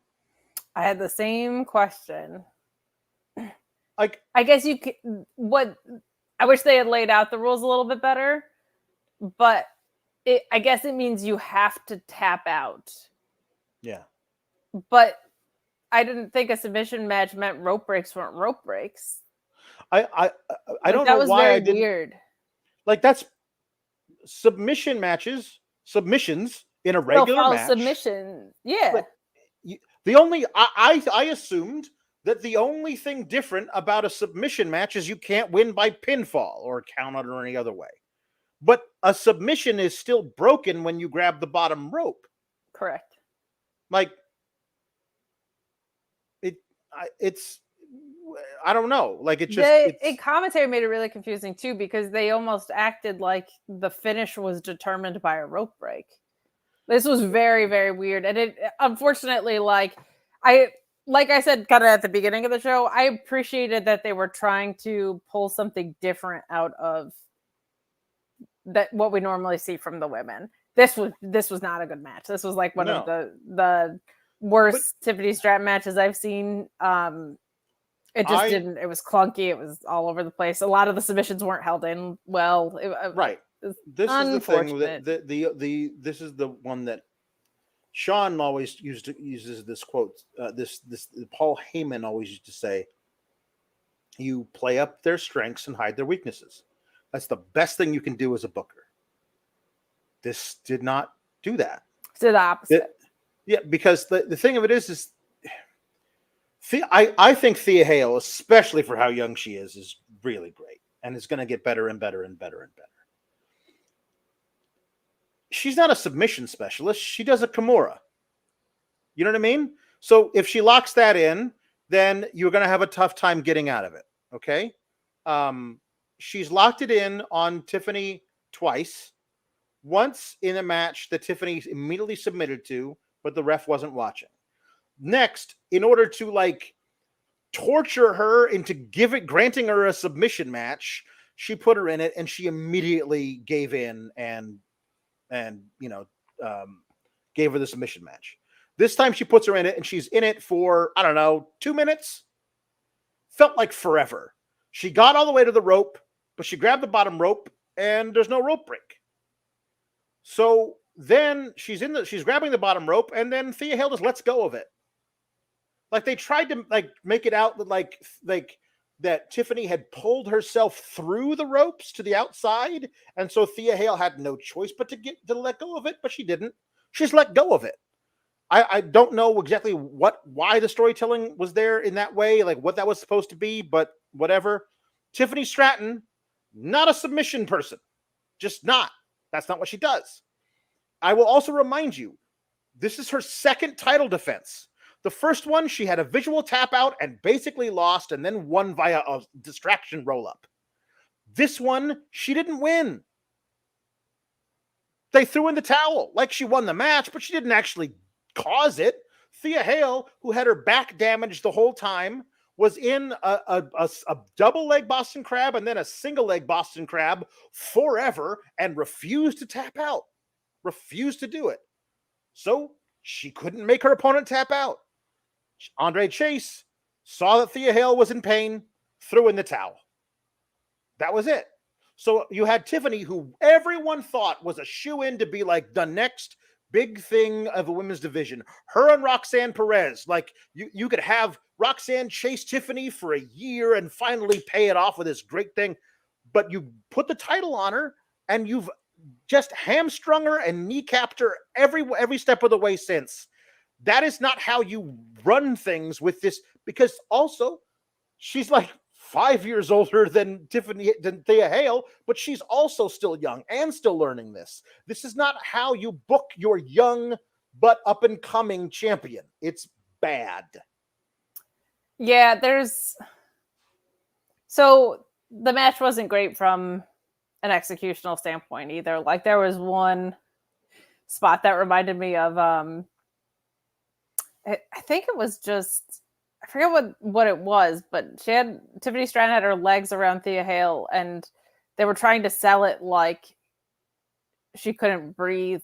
And she just had so much wiggle room. Like it just wasn't locked in right. And Thea Hale wasn't really selling it right. And it reminded me of when they tried the stair spot and you could just tell Ilja Dragunov had room under the stairs. Like submissions are just a really, really hard, when you put the constraint that it's only submissions on a match and you're not Bryan Danielson, Zack Sabre Jr. guys, like this makes it really, really difficult. And like the best thing in the match that we saw from a moveset standpoint was the moonsault. Like Tiffany Stratton's moonsault is amazing. It really is like the prettiest one ever. So I tried to, this was something that felt like a creative risk and didn't work out so well, but I was like, at least this was like a risk that had intent behind it, where I feel like a lot of NXT risks are just bad and make no sense. Like, I think they were trying to show like that these women's wrestlers could do different things, and it just wasn't there tonight. So from the match perspective, it wasn't great, but I appreciate the attempt. The finish of it, if this was 8 months into her reign, I kind of would have liked, because I feel like it serves the Chase U story really well. Like Andre Chase is back now and he's thrown in the towel for his student, and like that piece of it walks away with some intrigue. But Tiffany Stratton, your champion, looks weaker. And it was kind of like one of those reminders. It's so funny. I was just explaining this to a new friend of mine who is kind of just getting their head around some things in wrestling. And I was explaining of like how when it's done right, winners and losers win. Like that if losing the match doesn't mean like a creative deficit. And in this case, to me, I was like, man, I just explained that. And I feel like the winner walked away with the creative deficit and the loser walked away with the benefit, which is now even trickier to explain to somebody. But for a title match, I think it's even more important that both sides walk away with creative wins out of it. And this, if Tiffany was just a little bit longer established and this was further down the line, I would have less of a problem with it. But as I said on Tuesday, if this is halfway through her title reign, and like we've seen her have like completely different situation, had her matches where she has her style of matches and she can win those, and she wins them. She gets tested, but she comes through and it's a definitive win for her. And then all of a sudden, this girl who she totally underestimates has her number with this submission that she's never faced.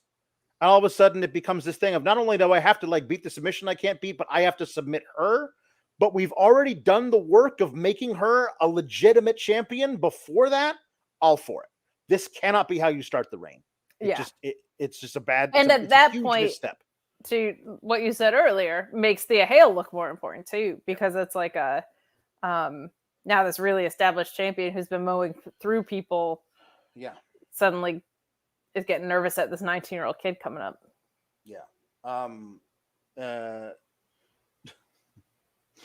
Louise saying that her third title defense will probably be against Dana Brooke, but hopefully it's Gigi Dolan, is what he says. It is a difficult thing to say, because I think that the NXT Women's Division is not as loaded as it might have been a few months ago, but it's got some really great performers in it, and it's a cool spot to give to Thea Hale to like signify early on we think she's going to be a real player in a few years, but I'm a big fan of people like not jumping the line in this point in a developmental thing. Like there'll be people who've been there for a while who are doing stuff. Thea Hale is very young and has her whole developmental career ahead of her. It would be really interesting to see what we're doing out of here from for what we have to give to Tiffany to do. It's everything surrounding the Roxanne Perez deal has really screwed everything up. 100%. No doubt about that. Like I honestly don't, now looking back, I honestly don't think that she was supposed to win the title anytime soon. And she did that thing because they had to get the title off Mandy Rose, and the only option they had to make that work that night was Roxanne Perez. And they just did it. And then they did the thing with Mako because they were trying to be creative on how to get the title off of her. And the fact that they never actually did anything to try to put the title back on her means it was an intentional decision to take the title off of her and have her flounder for a while doing what she's done. Now she's had a big match against Blair Davenport. Does she, after winning that, go right back into the title picture versus Tiffany? Maybe, but I don't think Tiffany's losing the title anytime soon. I feel like even if that was the case, it started working. Like the match with Mako was so good. Like even if that wasn't audible, the fact that you took it off of her that quick makes no sense because she was very over and is a phenomenal wrestler. But at this point, yeah, I mean, I liked the Thea Hale story for what I thought was like an intermittent feud, because there is something really great about like Tiffany Stratton's just kind of like a pretty classic bully, and Thea Hale's a pretty classic, like, I mean, she's literally in Chase U, right? So, but yeah, it's unfortunate that the match wasn't a little bit cleaner, but I hope that Tiffany track gets a little bit cleaner. I feel like Gigi Dolan's a great call because she's just so good in the ring, and I think she's really acclimated to the babyface side of things very well. And in my opinion, like a lot of her paint can BS aside, like the sincere promos that she was having against JC Jane, like I think she really kind of fell into that very nicely. And like weirdo goth chick versus blonde better than new princess works. Sure. Like that's a story that makes sense, right? There. And that, I think also there's it'd be interesting to see what they do with Blair coming out of this loss. But I don't think a one-on-one feud with her and Tiffany works, but I love her being involved in a triple threat just because she and Tiffany are both heels, but could not be more different as heels. And if you put somebody like a Gigi or a Roxanne across from them in a triple threat, that could be a lot of fun to see how Tiffany works with a Blair. Because they love doing that on the main roster. Two different kinds of heels, especially the women's division, two different kinds of heels and one baby face. That'll be a good like training for her to see what it's like on the main roster. Nicholas Starhart saying that I'm incredibly proud of my friend and former training partner, Thea Hale. It sucks tonight wasn't her night, but it's going to be a great moment when she finally wins the big one. It might be a few more months, but I'm certain she'll dethrone Tiffany. I honestly don't mind the idea of her dethroning Tiffany if Tiffany holds the belt for a while through the end of the year. Like, it's just kind of hard to predict that because it's like Roxanne feels too far away. but it feels like it should be her in some respects. Like Roxanne I don't know. beat Blair Davenport tonight in the other match on the PLE on the play. Mm-hmm. Tiffany won. I would not be surprised at all for Tiffany to come out and say, "I'm the best, and look at me, I'm so great," and Roxanne to interrupt her on Tuesday. Like, that would not shock me in the least if they just decided to jump right into it. So then you do a fatal 4-way with Tiffany, Roxanne, Blair Davenport, and Roxanne's Anxiety. Right. That's Who it. definitely pins Roxanne to get the title. 100%. Anxiety champion of the thing. The next play. It feels that way some is days. in 2 months. So they're probably not going to start anything now. But yeah. It's No Mercy. So they're going to do that. So possibly that Roxanne is the challenger on No Mercy. I like the idea of Thea Hale finally getting the title off of Roxanne. It just should be a while before that happens. Sorry, off Roxanne, off of Tiffany. It should be a while before that happens, though. Sure. I don't think Sol Ruka's coming back anytime soon, Ryan. She's got a bad knee injury, so it should be a while. The NXT Championship match was brilliant. Carmelo Hayes and Ilja. I didn't realize this. I heard this. I don't know.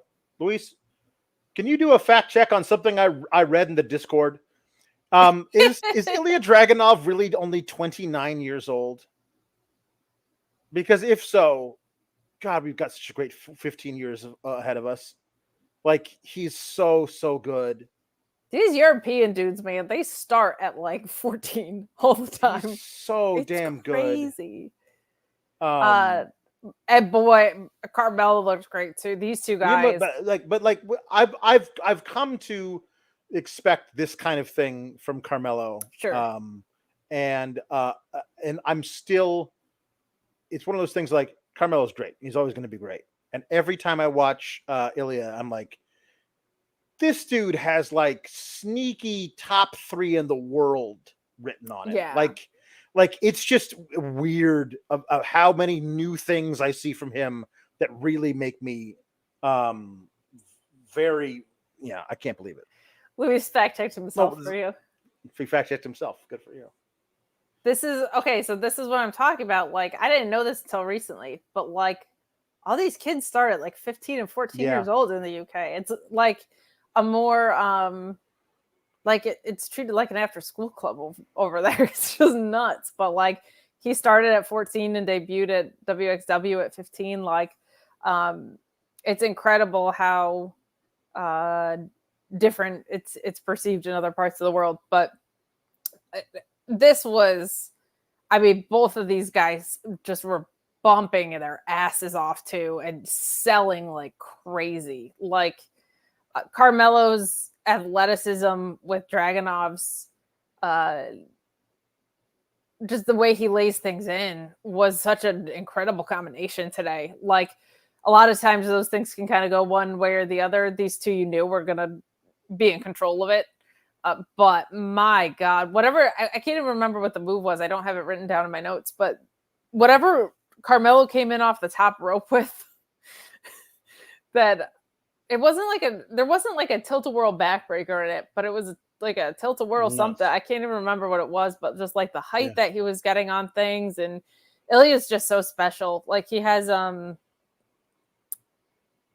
this ability to the cutter. That's what it was. Oh my God, the cutter. Yeah, it was just they were setting up a superplex, but then he switched it around and hit him with a cutter. It was nuts. Crazy. Both corner spots were just absolutely bonkers. But this was a really great and productive main event. Trick was not being tricky today, which was nice. Until the end. Until the end. But it wasn't like obnoxious interference. Right. Ilja just like there's something really special when somebody has an ability to make every little thing in a wrestling match make sense. But like it's been in my bones so much thing where there's just so much certainty in everything he does. Like, you can see him closing logic gaps, but it's just so in his body to do so that like it's not like sometimes you can see wrestlers actively thinking about things like that, and it's just not. It's like when you're that technical, it's just that ingrained in you. A really, really, really wonderful main event. A lot of things that made sense. A lot of spots that were high were evenly matched, but in different ways, kind of thing. Like I felt like there was a lot of I can meet you with where you're at, but I do it in my own style and way in this, and it just was God. When wrestling's great, it's just the best thing in the world. And this is one of those for basically the majority, all of this match. Joseph Kurai says, "Hey, KLX, it's been a minute." Hello, hey. Joseph. Main event was a main event. It did feel that way. I love the counters at the end, especially the code breaker spot.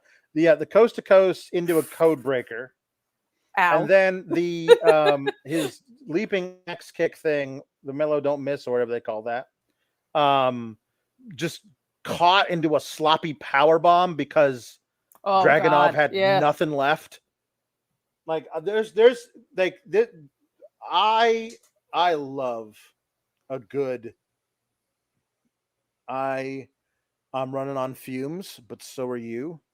And if I can muster up enough of something to knock you out before I collapse, I can win this match. I love that shit. And a match has gone on for a while and they've been throwing bombs at each other. So him and then we're like throwing like chops and forearms at each other. It didn't feel like a come on, hit me. I shall stand here and wait for you to throw your best shot, and then I shall return in kind. It didn't feel like that at all. It was like these two guys were like, if I can hit him with my elbow hard enough, maybe he'll fall over and then I will fall on top of him and I will win. Like that's some really great stuff back and forth. Amazing. Well, and that spot I've always interpreted as being a spot of like, I can withstand more punishment than you can give exertion. Yeah. And so when you do it at like that point in the match, like even those back and forth ones that I know a lot of people don't like because it's like, yeah, why would you sit around and wait for your opponent to hit you or kick you?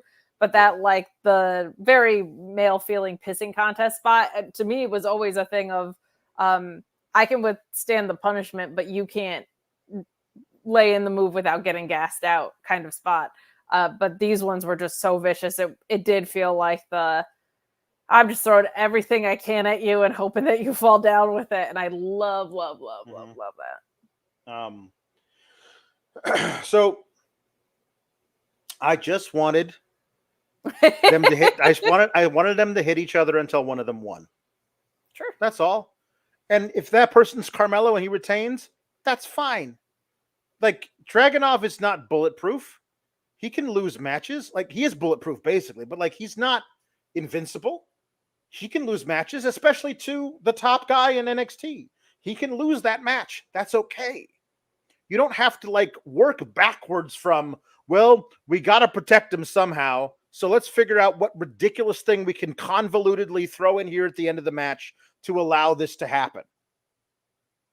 Trick carrying around the NXT title because he had to show it to Carmelo. This is what you fight for? This is like this. Are you familiar with this title belt you wear to the ring? This is what you fight for. I'm carrying it around and pointing at it so I can be holding it when Dragunov does a headbutt toward you, but you'll move out of the way and then he'll headbutt this belt. I have to be holding it for that to happen. So we had to like contrive a reason for me to be holding it. And the reason I'm holding it is to tell you this is what you fight for. Fucking dumb. All of that is dumb. What would be smart is to just have Dragunov and Carmelo fight until one of them wins. I don't understand why we can't just do that. The thing I thought they were going to do, which might have been interesting to me personally, because I still don't like that they did what they did to Braun Breaker, and then just retcon it out of existence, is if like, because they've been doing some really interesting things about Trick hating Dragunov because he doesn't feel like Dragunov respects him, Trick, and Mello respecting Dragunov, the fighter, and wanting to prove he's better than Dragunov because he knows Dragunov's one of the best in the world. But Trick being like, let me hit him with this, please. I hate this dude. I want you to win. Let me do it. And Melo being like, we don't do that anymore. Not this guy. This guy, I need to do it for real. I need that from Carmelo to show growth since he was a heel. They still haven't done that yet. I thought they were going to do that and like do something that I would like at the end of the match. But instead, they just had him hold that and Carmelo standing here and Carmelo moves out of the way and Dragunov headbutts the title and then roll him into the ring. He staggers around and takes an axe kick to the back of the head and loses. I will say that it was at least a little bit better from the perspective of that's not heel interference. Like, I didn't like it, but I did like that his intent was to psych his friend up, not to interfere in the match. So that part of it, I have to say, like, even though I didn't really love it, it made way more babyface wrestling sense than what they normally can do with stuff like this. So that I appreciated that it was at least a face motivated thing that ended up happening there. It's more frustrating when you're like watching a classic in action to have that happen, and that kind of is what we felt like.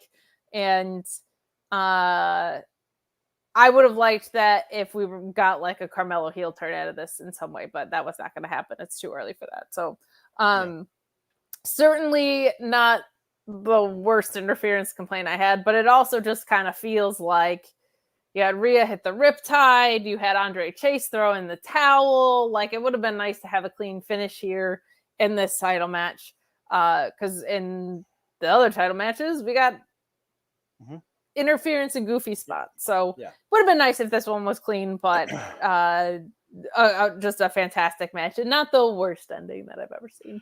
No, it's not the worst, but it's just not as clean as it should be. And I always want the best it possibly can be. Here's the thing. I like what we're being added here. This is something I've often thought of. I want to see a Carmelo Hayes NXT Championship match with Trick Williams banned from ringside. Here's the twist. Carmelo does it. Oh, I like that a lot. That somebody, I don't care who it is, tells Carmelo, you can't win without your boy. If he's not hitting somebody in the back of the head like Braun Breaker to give you that title, he's coming over there and giving you pep talks. You can't win without your boy. And Melo says, yes, I can.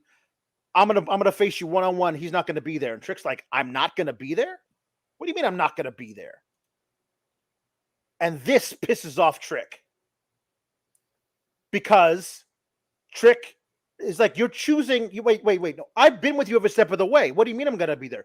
I have to do this without you. This one thing. You got to understand. I got to do this without you. And Trick doesn't understand. I'm not saying it would necessarily lead to him turning on Carmelo and costing him the title, although it could. But it would allow some friction there that makes it interesting. Been there. At least it makes it interesting. That's the thing. Sure. There's some interesting things there.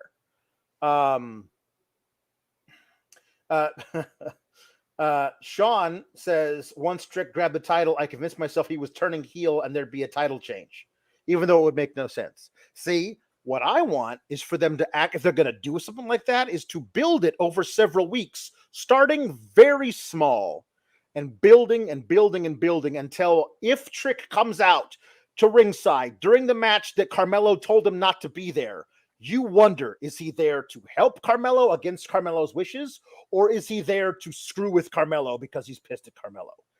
That would be a really cool moment, whatever way they chose, if they build it slowly. Too early for that too, but Mark, he works a lot better than he did a year ago. Very much Credit so. to Trick Williams. He put on a lot of muscle and he works a lot better than he used to. I will say that. And Rise Zucchini says, I like the belt showing. It felt like a real sports thing. I don't know. I've never seen that in sports. Not mid-match. I've never seen I've seen like to psych you up before the match, in the middle of the match. I've never seen that. But it feels like something that would be in a sports movie. But I don't know that I've seen it in a. So you mean sports cinema? Yeah, there you go. Thank you. Broadway Joe says, I'm starting my Wesley and Ilja to AEW agenda here. Is that selfish? I don't know what the future holds for anybody. Period. I don't, because if Vince is still around making decisions, who knows what anything is at any point. You know what I mean? It's just bigger than wrestling. Like, I don't know what anybody's future is tomorrow, and who knows what anything is just in this world. Yeah, true. Yeah, I think it's, as long as you're reasonable about it, fantasy booking people at whatever promotion you want them to be in is a perfectly harmful thing. Just don't be weird about it. Right. Like, all I care about is that person A faces person B. I don't care where it happens. It could happen on the moon. There are matches that I wanted to see Johnny Gargano have against people in AEW that I might never see. Now, there are matches I wanted to see Kevin Owens have against people in AEW or Impact, for that matter, that I might never get to see. You know what I mean? Like, or at least if I want to see him, I got to go back in time and watch Kevin Owens when he was like in his early 20s. You know, when he was Kevin Steen. Man, there's so many matches that I want to see Johnny Gargano have in WWE that I don't think I'm ever going to get to see. That is true. That is very true. Sad. Broadway Joe has an idea. A reign where Tiffany bests her opponents at their own game would be good. Thea is a submission person, I think. I don't watch NXT. She's not. She learned one submission 6 weeks ago. And that, in NXT terms, makes her a submission person. But I get what you're saying. Beat Gigi in a hardcore match, etc., kind of like what Okada was doing back in 2017. I wouldn't mind that if you were like, okay, we want to give Tiffany a long reign. And the first 5 defenses are all standard. They're good, but they're standard-ish. Maybe a cage match in there or something. And then she does something like she did tonight and goes, you know what? I could beat you at your own game. I'm going to beat you at yours and you at yours. And she gets a little bit bigger for britches. That could be I need you to tell me, what would the match against Val and Henley be? Stables at the stable? Like Tiffany has 2 other people with her? No. What was the one? Didn't Deonna Purrazzo and Mickie James have one where they had like a hardcore match in a stable? Yeah, it was like a country. What was it called? I don't forget what they called it. Oh my god! But it ruled. It was so good. It was like that. I was like, oh, that's gonna be silly, and I was like, wait, no, this is awesome. Mm-hmm. I need to know like the hardcore horse match though, or where the horses can use the weapons. Like I need. Is that what it was called? Was it called a bunkyard match? It was a bunkyard brawl, I think. Yeah, bunkyard brawl. All right. Yeah. Oh, Mark Losper says it has nothing to do with NXT, but the Elite are facing Jeff Jarrett and co.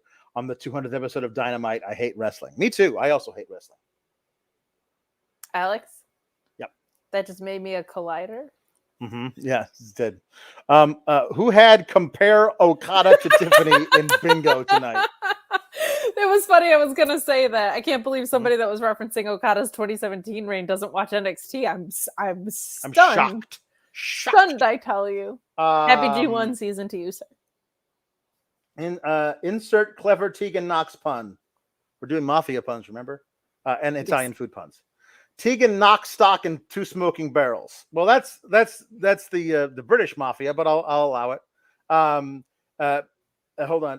Jesse Ozog says Bruno Sambuca and the pancetta to pancetta suplex.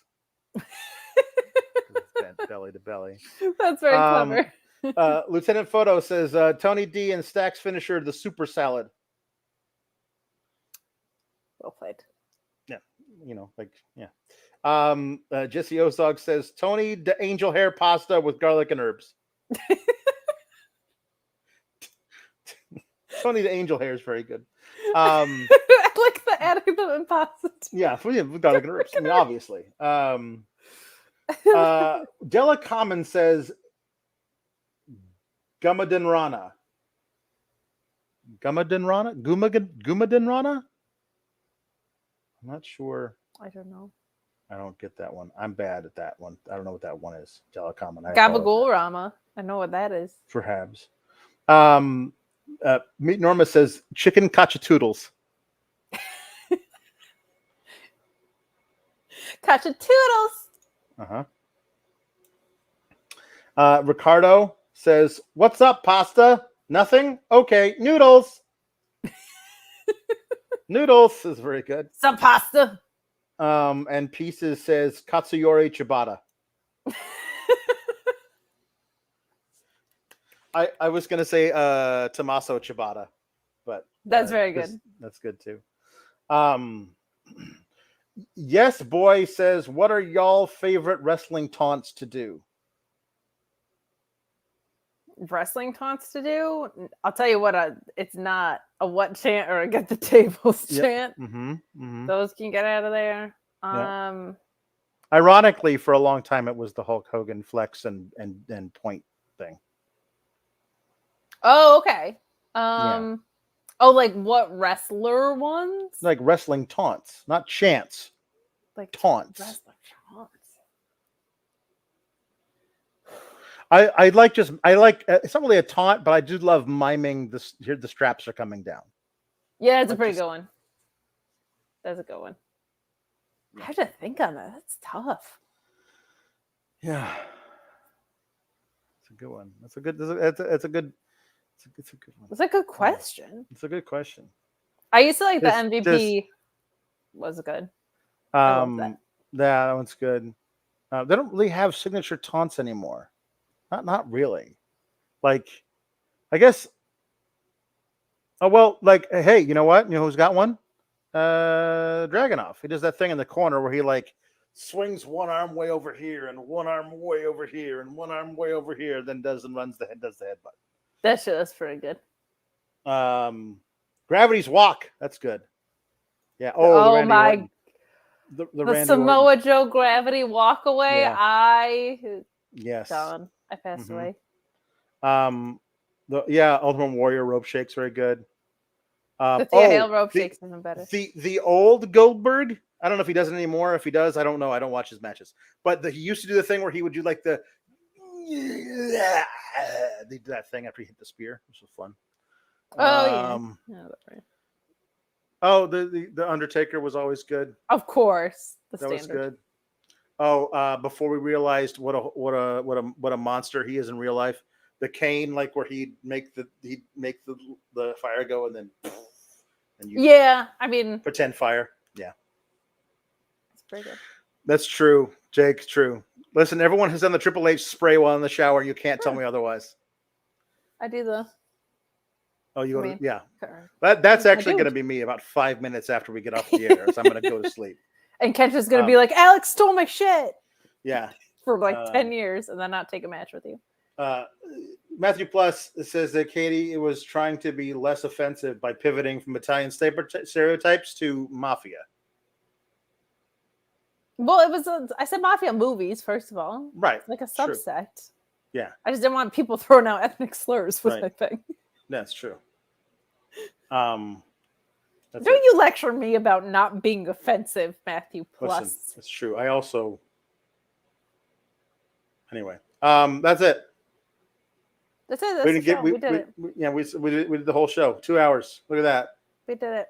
We did 2 hours because we had no jukeboxes. And no, that's not an invitation. No. I'm done. Okay. Tuesday, you can send in jukeboxes. Today, I'm so done. I'm so tired. I didn't do my invoice. So I have to. Oh, I got to do one of those. Yeah, I got to do that too. Oh well. Whoops. Got to do that now. All right, we're bad. We're bad employees. We'll be bad employees together. We were doing this. Right, but we should have done that. We should have known we were going to do it and done it ahead. Yeah. So. All right. I don't know what. Hey, it's the perfect time to say it again. I think about Ricky Rainbow being a bruv. Yeah. Oh, he's very much a bruv. Oh, that's so good. It's the perfect time because our boy Tony D, he's the champ. I feel like a proud papa. So for all of you out there in the SGS, a very special. Keep cool, Gabagools. We did it. We did.